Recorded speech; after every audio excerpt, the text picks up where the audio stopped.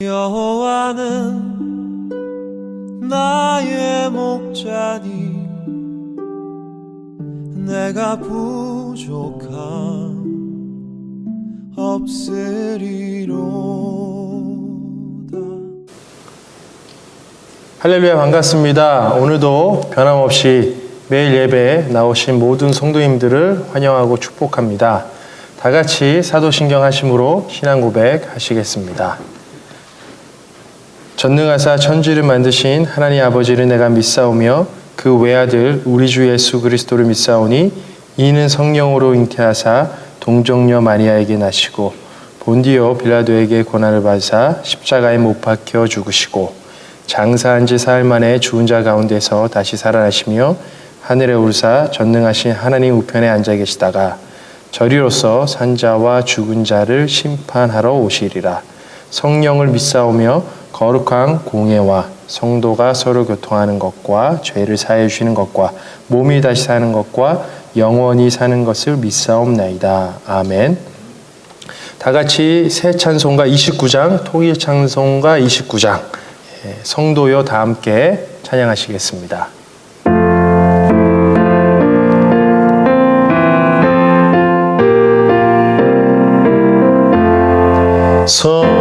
성도여 다 함께 할렐루야 아멘. 주 찬양하여라 할렐루야 아멘. 주 보좌 앞에서 택하신 은혜를 다 찬송하여라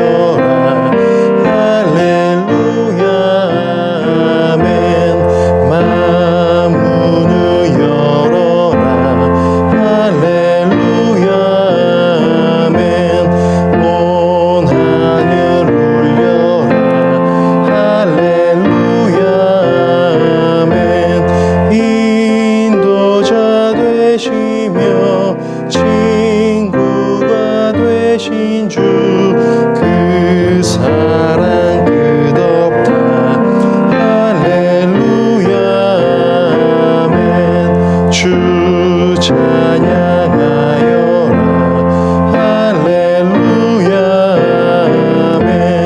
찬양은 끝없다 할렐루야 아멘. 집에서 주은 종일이며 늘 찬송 부르자 할렐루야 아멘. 오늘 함께 보실 말씀은 역대기하 2장 1절부터 12절까지 말씀이 되겠습니다. 오늘 함께 보실 말씀은 역대기하 2장 1절부터 12절까지 말씀이 되겠습니다. 제가 읽도록 하겠습니다. 솔로몬이 여호와의 이름을 위하여 성전을 건축하고 자기 왕위를 위하여 궁궐 건축하기를 결심하니라. 솔로몬이 이에 짐꾼 7만 명과 산에서 돌을 떠낼 자 8만 명과 이를 감독할 자 3,600명을 뽑고 솔로몬이 사절을 두로 왕 후람에게 보내어 이르되 당신이 전에 내 아버지 다윗에게 백향목을 보내어 그가 거주하실 궁궐을 건축하게 한 것 같이 내게도 그리하소서. 이제 내가 나의 하나님 여호와의 이름을 위하여 성전을 건축하여 구별하여 드리고 주 앞에서 향 재료를 사르며 항상 떡을 차려 놓으며 안식일과 초하루와 우리 하나님 여호와의 절기에 아침 저녁으로 번제를 드리려 하오니 이는 이스라엘의 영원한 규례니이다. 내가 건축하고자 하는 성전은 크니 우리 하나님은 모든 신들보다 크심이라. 누가 능히 하나님을 위하여 성전을 건축하리요. 하늘과 하늘들의 하늘이라도 주를 용납하지 못하겠거든. 내가 누구이기에 어찌 능히 그를 위하여 성전을 건축하리요. 그 앞에 분향하려 할 따름이니이다. 이제 청하건대 당신은 금, 은동, 철로 제조하며 자색, 홍색, 청색 실로 직조하며 또 아로색일 줄 아는 재주 있는 사람 하나를 내게 보내어 내 아버지 다윗이 유다와 예루살렘에서 준비한 나의 재주 있는 사람들과 함께 일하게 하고 또 레바논에서 백향목과 잣나무와 백단목을 내게로 보내소서. 내가 알거니와 당신의 종은 레바논에서 벌목을 잘 하나니 내 종들이 당신의 종들을 도울지라. 이와 같이 나를 위하여 제목을 많이 준비하게 하소서. 내가 건축하려 하는 성전은 크고 화려할 것이니이다. 내가 당신의 벌목하는 종들에게 찌은 밀 2만 고루와 보리 2만 고루와 포도주 2만 밭과 기름 2만 밭을 주리이다 하였더라. 두로 왕 후람이 솔로몬에게 답장하여 이르되 여호와께서 자기 백성을 사랑하심으로 당신을 세워 그들의 왕을 삼으셨도다. 후람이 또 이르되 천지를 지으신 이스라엘의 하나님 여호와는 송축을 받으실지로다. 다윗 왕에게 지혜로운 아들을 주시고 명철과 총명을 주시사 능히 여호와를 위하여 성전을 건축하고 자기 왕위를 위하여 궁궐을 건축하게 하시는도다. 아멘. 위대한 성가를 많이 작곡한 오스트리아 작곡가 요제프 하이든. 하루는 어떤 사람이 이런 질문을 했다고 합니다. 당신은 그 놀라운 음악을 작곡하는 영감을 어디에서 얻습니까? 하이든은 이렇게 대답했다고 하죠. 나는 기도할 때마다 이렇게 고백합니다. 하나님은 내 삶의 주인이십니다. 하나님이 제게 지혜를 주시기 때문에 아름다운 음악을 작곡할 수 있습니다. 제가 작곡하는 것은 하나님의 영광을 위해서이며 또한 제가 작곡한 음악을 주님 앞에 드립니다. 그의 곡 가운데 단연 대표작은 천지창조입니다. 혹시 들어보셨습니까? 이 곡은 그가 말년에 작곡한 곡인데 성경의 창세기와 존 밀턴의 신라권을 바탕으로 지었다고 합니다. 자신의 삶에서 이 곡을 작곡할 때보다 더 경건한 때는 없었다고 고백한 하이든. 이 곡이 비엔나에서 공연되던 날 하이든은 몸이 아파 뒤에 앉아 있었다고 합니다. 연주가 끝나고 수많은 청중들이 지휘자에게 박수를 보내자 지휘자는 박수를 중단시키고 뒷좌석 발코니에 앉아있는 하이든을 가리켰다고 합니다. 그리고 이렇게 외쳤다고 합니다. 저분입니다. 저분이 이 놀라운 음악을 작곡한 사람입니다. 사람들은 일제히 고개를 돌려 하이든에게 뜨거운 박수를 보냅니다. 이때 하이든은 청중들의 우레와 같은 박수를 중단시키고 두 손을 들어 하늘을 가리키면서 이렇게 말했다고 합니다. 아닙니다. 나는 아무것도 아닙니다. 그분이 모든 것입니다. 이 모든 것은 하늘로부터 온 것입니다. 주님께서 나에게 지혜를 주셨습니다. 오직 그분께만 영광을 돌리십시오. 오늘 본문 말씀에 이와 동일한 겸손의 고백을 한 사람이 등장합니다. 누구입니까? 바로 예배자 다윗의 아들 역대기 하에 문을 연 지혜의 사람 솔로몬입니다. 역대기하 1장에서 볼 수 있듯이 하나님께서 솔로몬에게 나타나 이렇게 물었습니다. 1장 7절이었죠. 내가 내게 무엇을 주랴? 솔로몬의 대답 무엇이었습니까? 나를 땅의 티끌같이 많은 백성의 왕으로 삼으셨으니 하나님 당신의 지혜와 지식을 주셔서 나에게 맡겨진 이 이스라엘 나라 그리고 많은 백성을 잘 다스리기 원합니다. 하나님의 지혜를 따라 하나님이 통치하시는 나라로 이끌겠다는 것입니다. 이 고백은 비록 자신이 이스라엘 왕이지만 이 세상의 진정한 왕이 하나님임을 인정한 겸손한 고백인 것이죠. 그리고 그분을 인생의 주인으로 모신다는 결단인 것입니다. 하나님을 기쁘시게 한 이 고백은 그의 인생에서 두 가지로 확증되어집니다. 그 첫 번째가 주옥 같은 세 권의 책을 쓰게 됩니다. 젊었을 때 쓴 아가서, 그리고 지혜의 표본이 되는 잠언서, 그리고 마지막 노년에 쓴 전도서가 되겠습니다. 그리고 두 번째가 바로 오늘 본문 말씀에 등장하는 성전 건축을 통해 확증되어집니다. 자신이 받은 모든 축복을 성전 건축하며 그분께 모든 영광을 올려드린 것입니다. 그의 위대한 업적, 성전 건축. 드디어 오늘 본문 말씀에서 착공 준비를 시작합니다. 오늘 이 아침 저는 성전 건축을 준비하는 솔로몬의 모습을 두 가지로 나눠서 살펴보고자 합니다. 하나는 그의 모습이요, 두 번째는 그의 목적과 기준입니다. 첫 번째, 그의 모습. 솔로몬, 그는 철저히 최선을 다해 준비했습니다. 오늘 본문 말씀 1절입니다. 제가 다시 한번 읽겠습니다. 솔로몬이 여호와의 이름을 위하여 성전을 건축하고 자기 왕위를 위하여 궁궐 건축하기를 결심하니라. 이스라엘 백성에게 성전은 기본적으로 하나님의 임재를 상징합니다. 그리고 성경에서 약 20회 정도 성전이 하나님의 이름이 선포되는 곳으로 언급되어집니다.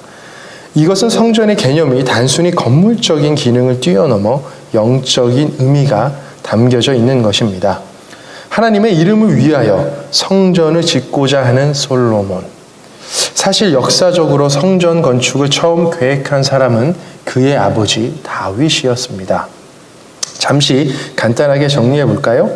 하나님께서 출애굽시킨 이스라엘 백성을 인도하셔서 약속하셨던 땅으로 인도하셨죠. 허락하셨습니다. 하지만 이스라엘 백성의 신앙 어떠했습니까? 불순종으로 인해 정치적으로 불안했고 이방 국가들에게 고난을 받지 않았습니까? 그리고 하나님의 구원이라는 이 사이클이 계속해서 반복해졌습니다. 그러나 하나님의 대리 통치자였던 다윗을 통해 하나님은 원수 블레셋을 완전히 물리치시고 장기적인 평화의 시대로 돌입합니다. 이 시기에 다윗은 성전 건축에 대한 마음을 갖습니다. 사무엘하 7장을 보시면 제가 따로 읽지는 않겠습니다. 하나님은 나단 선지자에게 나타나셔서 성전 건축에 대한 다윗의 생각을 말씀해 주십니다. 그리고 이 장과 함께 이미 담임 목사님과 함께 본 역대기상 22장을 보시면 다윗이 성전 건축에 필요한 모든 제반 여건을 이미 준비해 놓았음을 볼 수 있습니다. 그러나 다윗의 임무는 여기까지였습니다. 역대기상 22장 6절을 보시면 다윗은 그의 아들 솔로몬을 불러 자신이 못다한 성전 건축의 임무를 완성할 것을 유언으로 남깁니다. 결과적으로 보면 성전 건축을 위한 적임자로서 다윗은 불합격이고 솔로몬만이 합격이 되었는가라고 생각하기 쉽지만 하나님의 계획은 단순히 건물적인 개념에서 성전 건축을 하시는 것이 아니었습니다. 다윗의 입장에서는 하나님을 위해 성전을 짓고자 했겠지만 하나님 입장에서는 우선 이 대리 통치자 다윗의 왕조가 튼튼히 서는 것이 먼저였던 것이죠. 다윗의 왕조가 평화롭게 솔로몬에게 잘 위임되는 것이 먼저였던 것이었습니다. 하지만 현실적으로 이 과정은 쉽지 않았습니다.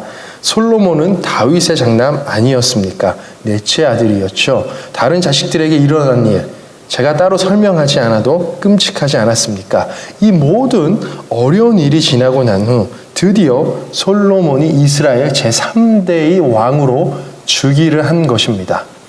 이스라엘 역사에서 최초로 일어난 이 왕조의 계승은 이미 다윗과 친분이 있던 두로의 후람 왕에게까지 알려집니다. 이제 하나님께서 솔로몬에게 복을 내려주셔서 그의 왕위가 견고해 갑니다. 그리고 솔로몬은 하나님이 기뻐하시는 겸손한 고백으로 자신의 믿음을 보여주며 이에 화답을 하죠. 하나님 보시기에 이때가 성전이 지어져야 되는 최고의 적절한 시기이지 않았을까요? 솔로몬 시대는 이스라엘 왕국의 역사에서 최고의 번영과 평화, 그리고 하나님의 이름이 열방으로 널리 알려진 시기였습니다. 두 가지 예가 등장하죠. 스바의 여왕이 솔로몬의 명성을 듣고 찾아온 일, 그리고 이집트 바로가 자신의 딸을 솔로몬 아내로 내어준 일에서 저희는 볼 수 있습니다. 하나님의 지혜로 나라를 다스리니 범접할 수 없는 평화의 은혜가 임했던 것이었습니다. 드디어 솔로몬은 결심합니다. 이제 하나님을 위하여 성전을 짓고자 합니다. 이미 그의 아버지 다윗에게서 들은 유언, 자신이 이루어야 할 사명이었지만 솔로몬 그는 결심으로 이 성전 건축을 시작합니다. 그런데 그냥 짓지 않습니다. 단순히 화려한 건물을 세우고자 하지 않습니다. 하나님의 이름을 위하여, 오직 그분의 영광을 위하여 철저하게 최선을 다해 준비합니다. 오늘 본문 말씀 2절부터 10절까지 보시면 철저하게 두 가지를 준비합니다. 무엇이었습니까? 첫째는 인력을 선발합니다. 그리고 두 번째는 건축 자재를 준비합니다. 총 인력 몇 명이었습니까? 열왕기상 5장에도 기록되어 있듯이 15만 3,600명입니다. 여기서 저희는 눈여겨봐야 할 부분이 있습니다. 오늘 본문 말씀 2절을 보시면 뽑고라는 단어입니다. 그냥 단순히 필요한 인력을 대략적으로 모집했다는 말이 아닌 것이죠. 이 뽑고라는 단어는 세다라는 뜻을 지닌 단어로 인구조사를 뜻합니다. 즉 솔로몬은 필요한 노동력을 위해 철저하게 인구조사를 했다는 것입니다. 그것도 분류해서 모집했죠. 짐꾼, 작벌자, 그리고 감독자로 나눠서 말입니다. 그리고 건축에 필요한 자재도 꼼꼼하게 충분히 준비합니다. 아버지 다윗이 이미 준비해 놓은 것이 있었지만 솔로몬, 그의 기준으로는 충분하지 않았던 것 같습니다. 그리고 평생 다윗을 사랑했던 후람 왕에게 서신을 보내 필요한 자재를 부탁한 것이죠. 그리고 재주 있는 기술자 또한 부탁을 합니다. 왜 그토록 솔로몬은 철저하고도 최선을 다해 준비하고 있는 것일까요? 그의 고백을 통해 저희는 알 수 있습니다. 오늘 본문 말씀 5절입니다. 제가 다시 한번 읽도록 하겠습니다. 내가 건축하고자 하는 성전은 크니 우리 하나님은 모든 신들보다 크심이라. 고대인들에게 신전의 크기는 바로 그들이 섬겼던 신의 위대함을 의미했습니다. 하지만 이 말을 1차적으로 오해해서 교회 건물을 단순히 크게 짓는 것에 합당성을 부여하면 안 되겠습니다. 솔로몬의 이 고백은 하나님은 모든 신들보다 크다는 선포입니다. 바로 하나님만이 모든 이방 신들보다 뛰어나다는 것입니다. 그렇기 때문에 자신이 할 수 있는 최선을 다해 준비하고 있는 것입니다. 가장 위대하신 하나님의 탁월함을 부각시키고 있는 것이죠. 어떻게 해요? 그때 당시 이방 신들과 비교하면서 말입니다. 그리고 이 고백은 동시에 하나님만이 유일한 참된 창조주이심을 고백하면서 모든 다른 이방 신들은 거짓이라는 사실을 선포하고 있는 것이기도 합니다. 이 고백은 오늘 본문 말씀 12절 후람 왕을 통해 다시 한번 고백되어지지 않습니까? 후람이 또 이르되 천지를 지으신 이스라엘의 하나님 여호와는 송축을 받으실지로다. 다윗 왕에게 지혜로운 아들을 주시고 명철과 총명을 주시사 능히 여호와를 위하여 성전을 건축하고 자기 왕위를 위하여 궁궐을 건축하게 하시도다. 솔로몬에게 이 예루살렘 성전 건축은 단순히 재원, 기술의 필요성과 문제가 아니라 바로 여호와를 참 하나님, 창조주를 고백하는 데서부터 시작되었다라는 것을 보여줍니다. 이렇게 철저히 준비하고 최선을 다하는 이유는 바로 여호와 하나님만이 이 세상의 유일한 참된 창조주이심을 선포하며 고백하는 행동인 것입니다. 그의 이러한 모습은 그의 다음 6절에서 절정을 이룹니다. 6절에서 그의 고백 무엇입니까? 바로 자신 그리고 인간의 나약함을 역설하지 않습니까? 누가 능히 하나님을 위하여 성전을 건축하리요 하늘과 하늘들의 하늘이라도 주를 용납하지 못하겠거든 내가 누구이기에 어찌 능히 그를 위하여 성전을 건축하리요. 자신이 짓고자 하는 이 큰 성전, 하지만 하나님의 초월성과 그 위대함 감당할 수 없다고 역설합니다. 수사적 표현인 것이죠. 내가 누구이기에 감히 하나님의 성전을 지을 수 있겠냐는 것입니다. 인간의 나약함을 강조하면서 유일한 창조주 하나님을 위해 짓는 이 성전의 일, 주의 일, 바로 인생에서 최고의 영광스러운 일이라는 것을 역설적으로 고백합니다. 하나님, 제가 감히 무엇이기에 당신을 위해 집을 짓겠습니까? 인간의 이성으로 이해할 수 없는 당신의 초월성과 그 위대함, 어찌 이 성전에 다 담을 수 있겠습니까? 하지만 이 나약하고 무익한 제가 이 성전을 짓고자 하는 일이 제 인생의 가장 큰 영광임을 잘 압니다.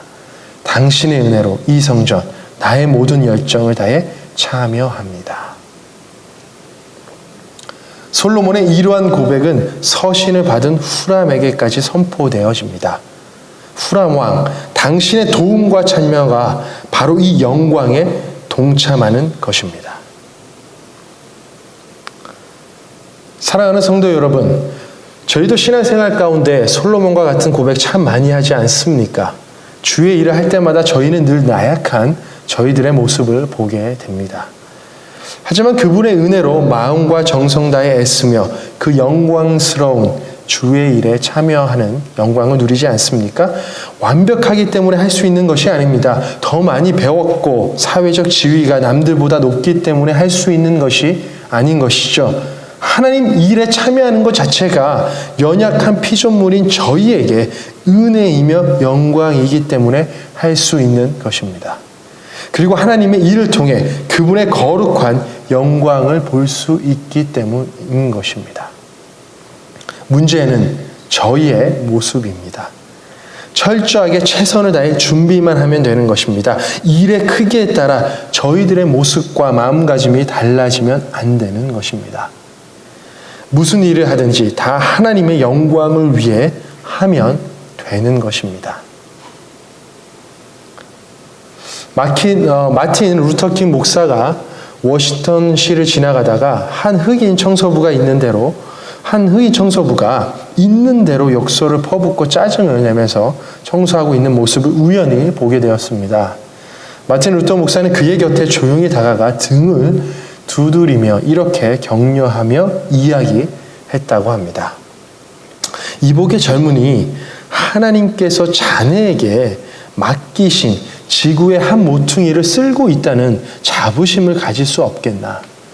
당신이 청소를 할 때에는 베토벤이 음악을 작곡하듯 미켈란젤로가 조각을 하듯 괴테가 작품을 쓰듯이 그렇게 하나님의 일을 하게나. 철저하게 자신의 위치에서 최선을 다해 준비한 솔로몬, 그는 이러한 모습을 가지고 성전 건축을 짓는 목적과 기준을 세웁니다. 두 번째, 그의 목적과 기준, 바로 하나님을 예배하고 말씀에 순종함이었습니다. 역사적으로 고대 근동에서 왕을 위한 일에 많은 노동자들을 강제로 동원하는 것, 이것은 일반적인 관습이었습니다. 하지만 하나님은 달랐습니다. 레위기에서 이스라엘 백성들을 노예로 삼는 것을 금했습니다. 자, 그렇다면 솔로몬, 그는 어떻게 이러한 많은 작업자들을 구할 수 있었을까요? 앞에서 살펴보았듯이 그가 조사한 노동력은 15만 3,600명이었습니다. 그런데 여기서 또 눈여겨봐야 할 것이 하나 더 있습니다. 오늘 읽지는 않았지만 본문 말씀 2장 17절이 되겠습니다. 제가 읽도록 하겠습니다. 전에 솔로몬의 아버지 다윗이 이스라엘 땅에 사는 이방 사람들을 조사하였더니 이제 솔로몬이 다시 조사하며 모두 15만 3,600명이라. 자, 솔로몬은 하나님의 말씀을 알고 있었습니다. 이 성전을 짓는 일에 이스라엘의 백성들이 아닌 이스라엘 땅에 거한 이방인들을 징집했다는 것입니다. 역대하 8장을 보면 그의 재위 기간 내내 외국인을 노역에 동원한 것을 볼 수 있습니다.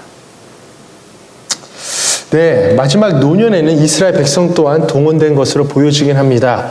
안타깝게도 솔로몬 말년에 이 처음과 같은 마음, 잊어버린 모습들 볼 수 있지 않습니까? 하지만 그의 첫 성전 건축의 시작, 하나님 말씀에 따라 순종함으로 나아갑니다. 이것은 다윗의 유언이기도 했습니다. 역대상 22장 13절이죠. 그때 내가 만일 여호와께서 모세를 통하여 이스라엘에게 명령하신 모든 규례와 법도를 삼가 행하면 형통하리니. 이 다윗의 말, 하나님의 약속의 말씀을 믿었던 것이었습니다. 그리고 오늘 핵심의 말씀 4절입니다. 제가 다시 한번 읽겠습니다. 이제 내가 나의 하나님 여호와의 이름을 위하여 성전을 건축하여 구별하여 드리고 주 앞에서 향재료를 사르며 항상 떡을 차려 놓으며 안식일과 초하루와 우리 하나님 여호와의 절기에 아침 저녁으로 번제를 드리려 하오니 이는 이스라엘의 영원한 규례이니라. 솔로몬이 성전을 건축하는 목적이 나옵니다. 무엇입니까? 바로 하나님을 예배하기 위해서입니다.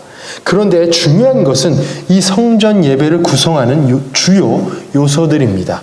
바로 하나님의 말씀, 즉 규례를 따라 하나님을 예배하겠다라는 것이죠. 첫 번째, 출애굽기 30장 1절부터 8절까지 나오는 규례, 분향입니다. 두 번째, 레위기 24장 5절부터 9절까지 나오는 규례, 진설입니다. 세 번째, 민수기 28장부터 29장에 나오는 규례, 번제입니다. 솔로몬은 365일 1년 내내 예배를 위해 이 성전을 예배의 자리로 만들겠다라는 것이죠. 무엇을 기준 삼아서요? 하나님께서 주신 이스라엘의 영원한 규례, 말씀인 것입니다. 철저히 하나님께 예배드리는 장소인 것이요, 동시에 하나님 말씀을 지켜 순종해야 할 은혜의 장소인 것입니다. 오직 하나님의 영광을 위해서 이 성전 그분께 구별하여 드린 것입니다. 이스라엘 왕 솔로몬이 이렇게 말씀에 순종함으로 하나님의 성전을 예배하는 자리로 만들고자 하는데 그의 밑에 있던 부하들 그리고 온 백성들 불순종할 수 있었겠습니까? 다윗과 마찬가지로 솔로몬을 통해 하나님께서는 공동체로 온 이스라엘 백성이 당신 자신만 예배하면서 당신의 말씀에 순종하며 하나님 나라 백성답게 살고자 했던 것입니다. 사랑하는 오클랜드 성도 여러분, 하나님을 예배하는 예배자는 그분의 말씀을 따라 순종하는 삶을 살고자 노력합니다. 왜 그렇습니까? 시편 기자가 고백한 것처럼 주의 말씀은 내 발의 등이요 내 길에 빛이기 때문입니다. 믿으십니까? 그렇다면 이렇게 하나님을 예배하며 그 말씀에 순종하는 자들에게 주시는 하나님의 축복 무엇일까요? 바로 참된 평안, 안식 아니겠습니까? 이스라엘과 하나님 사이에 맺어진 시내산 계약을 완성하는 의미, 바로 성전입니다. 그리고 이 성전에서 빼놓을 수 없는 축복이 바로 안식인 것이죠. 하나님께서 이미 신명기 12장에서 약속의 말씀을 하셨습니다. 지금 이 어려운 시기 무엇보다 저희들에게 필요한 것이 있다면 바로 이 참된 안식과 평안일 것입니다. 하지만 어떻습니까? 안타깝게도 저희는 교회, 하나님의 성전에서 함께 모여 예배하지 못하고 있습니다. 교회의 건물적인 기능이 없어져 버린 것 같습니다. 하지만 고린도전서 6장에서 하나님을 믿는 자녀들, 그리스도인들을 성전이라고 말합니다. 저희들의 몸을 하나님이 영이 거하시는 성전이라고 말하고 있습니다. 저희가 작은 교회인 것이죠. 저희가 어디에 있든 그곳이 하나님의 영광을 나타내는 교회인 것입니다. 그곳이 하나님을 예배하는 예배의 자리로 만들 수 있는 것입니다. 그곳이 바로 성전인 것입니다. 여러분들의 삶에 하나님의 말씀이 있고 찬양과 기쁨, 그리고 그에 합당한 결단과 순종, 더 나아가서 이웃에 대한 사랑과 위로가 있다면 솔로몬이 그토록 짓고자 했던 하나님의 영광이 가득한 거룩한 성전인 것입니다.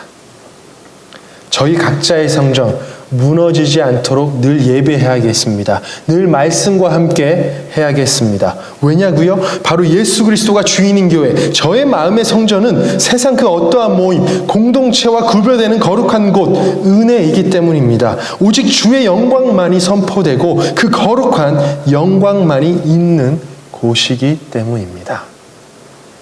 각자의 삶 속에서 오직 그분의 영광만을 높이며 말씀에 순종하며 늘 예배하는 거룩한 성전이 되시길 축복합니다. 오직 하나님의 영광만을 위해 이렇게 나아갈 때 하나님께서 이 어려운 시기, 이 세상이 줄 수 없는 참된 안식과 평안을 부어주시리라 믿습니다.